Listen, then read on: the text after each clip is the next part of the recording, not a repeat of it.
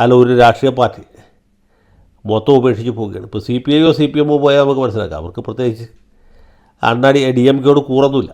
ഇത്തവണ D M കെയോട് കൊടുക്കും, അടുത്ത പ്രാവശ്യം ഡി എം കെയോട് കൊടുക്കും, അത്രേ ഉള്ളൂ. അതുപോലൊരു പാർട്ടിയല്ലല്ലോ ഇന്ത്യൻ നാഷണൽ കോൺഗ്രസ്. കോൺഗ്രസിൻ്റെ പാരമ്പര്യം അതല്ലല്ലോ, പൈതൃകം അതല്ലല്ലോ. ആരാണ് ഇതിനൊക്കെ രാഹുൽ ഗാന്ധിക്ക് ബുദ്ധി ഉപദേശിക്കുന്നതെന്ന് എനിക്ക് മനസ്സിലാവുന്നില്ല. ബംഗാളിൽ അദ്ദേഹം അനുവർത്തിച്ച ചരിത്രപരമായ ദൗത്യത്തെക്കുറിച്ച് ഞാൻ കഴിഞ്ഞ ദിവസം പറഞ്ഞു.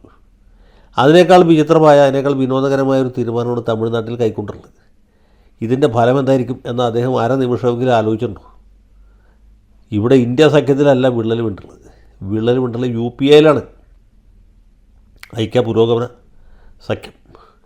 ആ പുരോഗമനത്തിന് നടു ചവിട്ടി ഓടിച്ചിട്ടാണ് കോൺഗ്രസിൻ്റെ ഈ 5 പുങ്കവന്മാർ ഈ സിനിമാ നടൻ്റെ പുറകെ പോകുന്നത്. ഇനി ഇവരുടെ 5 പേരുടെ പിന്തുണ ഉള്ളതുകൊണ്ട് പുള്ളിക്ക് മന്ത്രിസഭ ഉണ്ടാക്കാൻ പറ്റും? അതും പറ്റില്ല. 107 5 112 ആവുള്ളൂ.